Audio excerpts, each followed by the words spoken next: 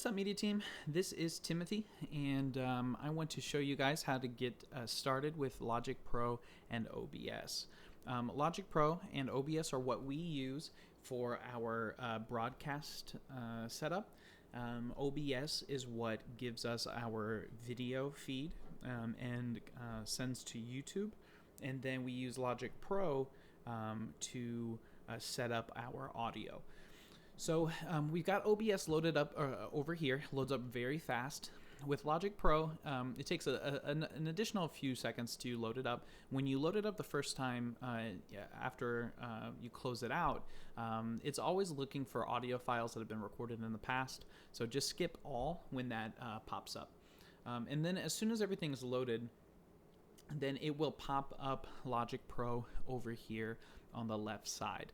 So what I want to do is kind of go through a start to finish on your service prep when practice is going on, how to get going.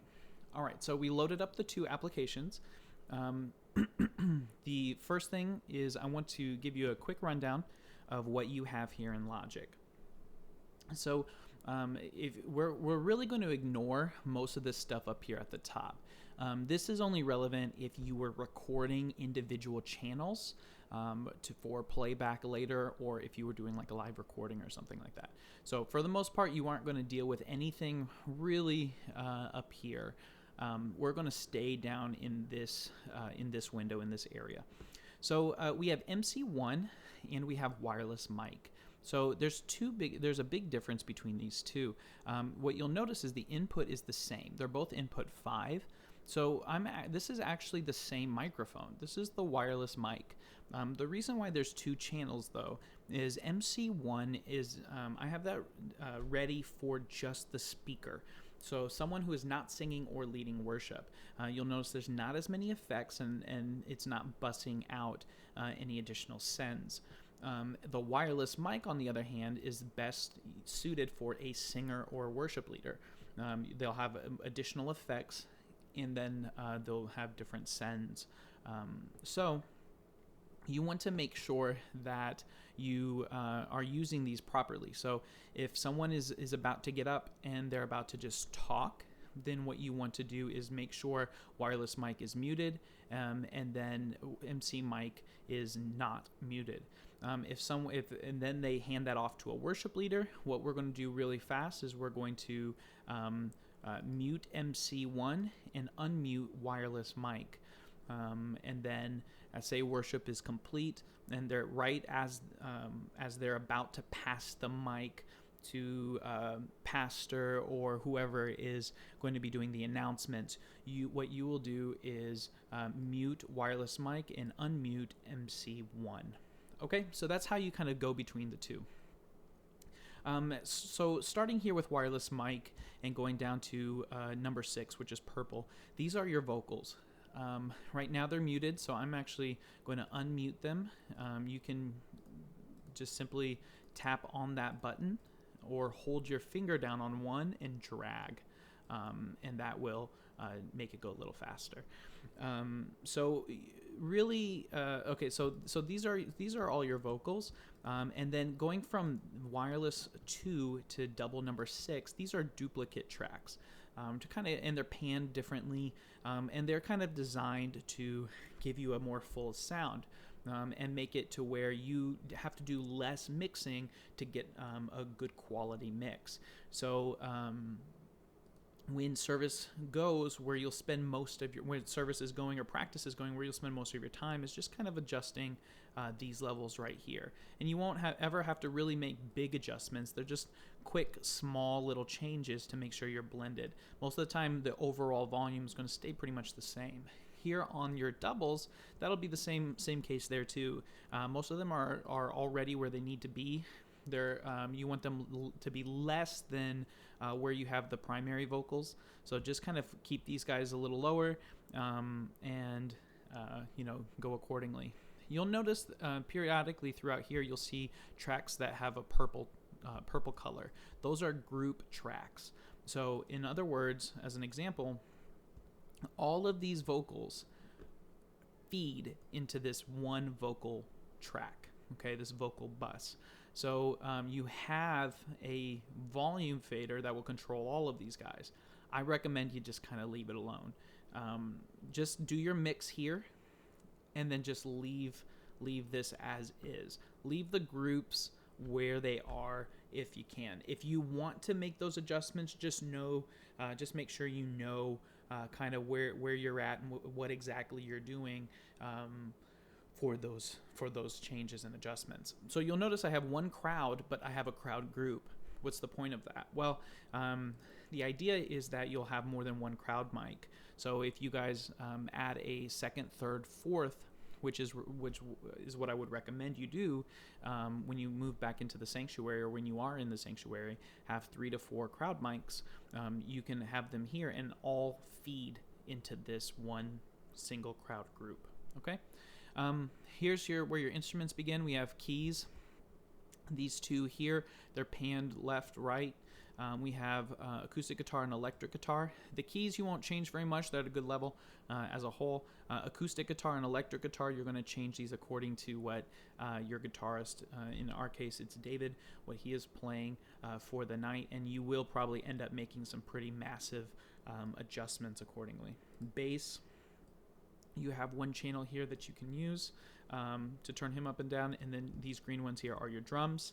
We're using all of these except for this overhead. This overhead is not an active channel right now. We ended up stealing that, and as you'll notice under input, I don't have an input for it. I've moved it over here under computer. So overhead is not currently being used as for a mic. When you're in the sanctuary, you'll want to make sure you're using that.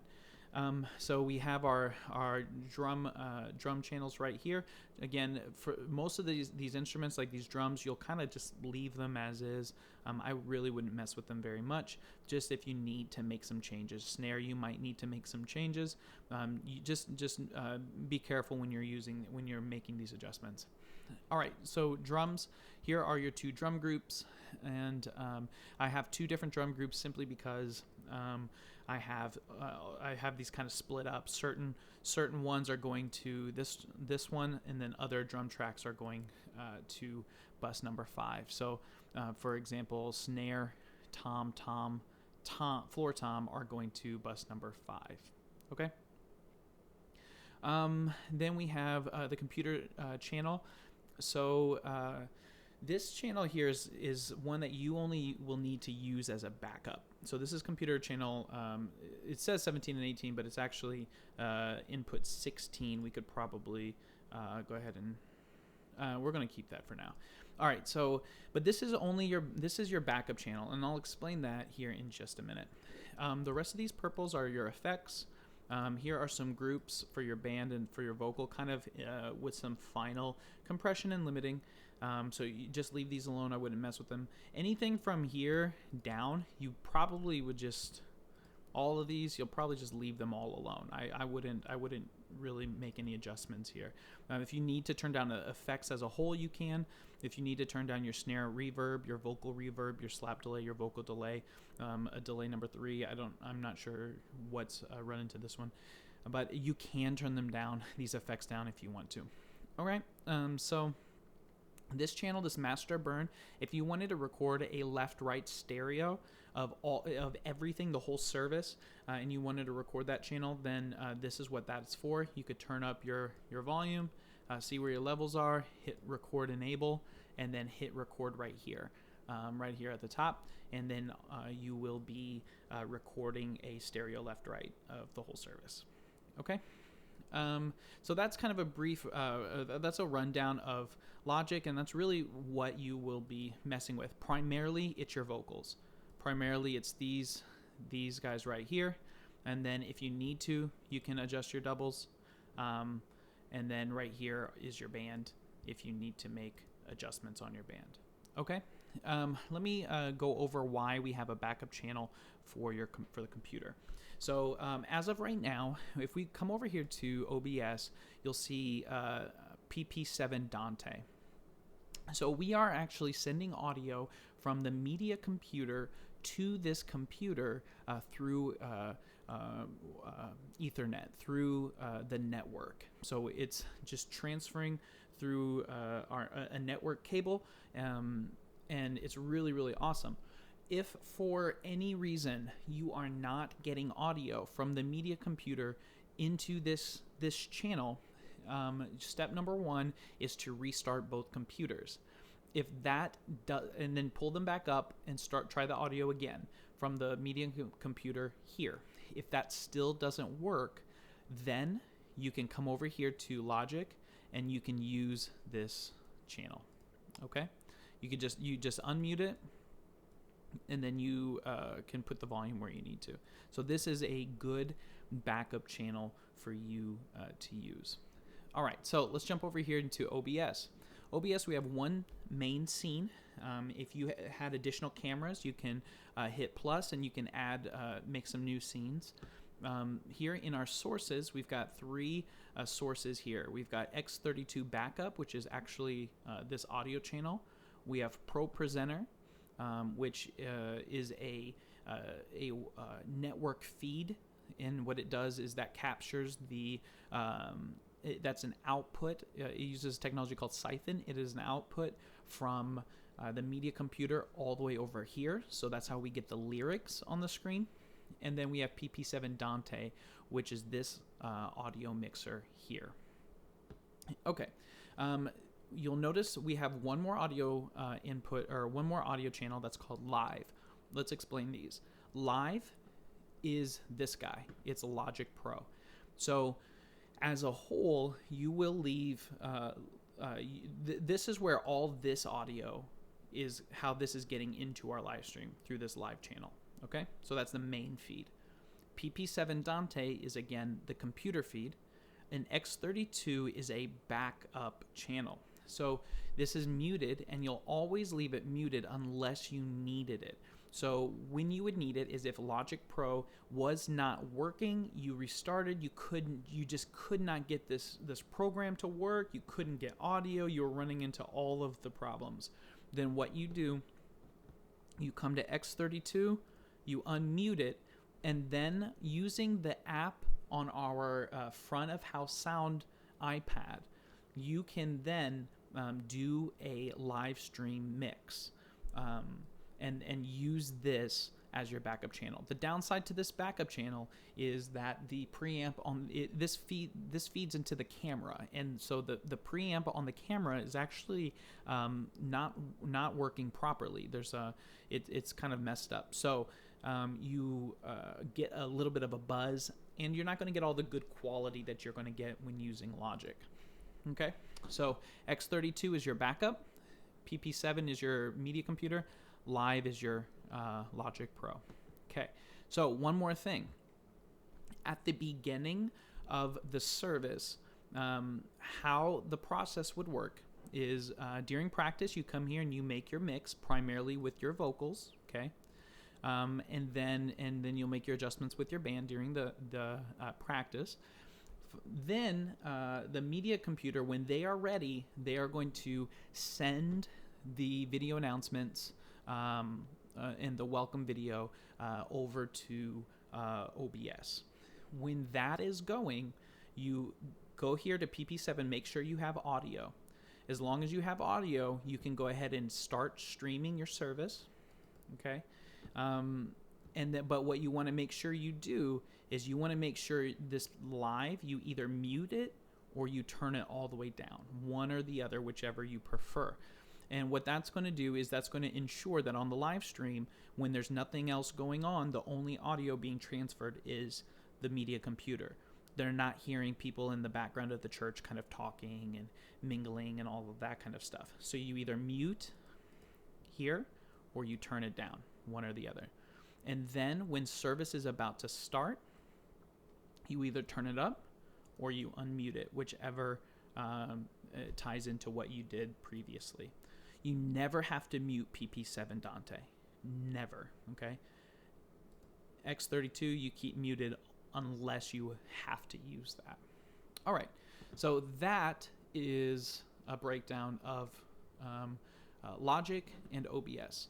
Oh, one more thing. When service is complete, the media computer person will hit play to the outro announcement video. When they do that, this button will have changed to stop streaming. After that video has begun, about maybe 2 minutes, give it some time to go through, then you hit stop streaming, okay? And that will be right here. And then that is it. During the live stream, if you want, you can click Safari.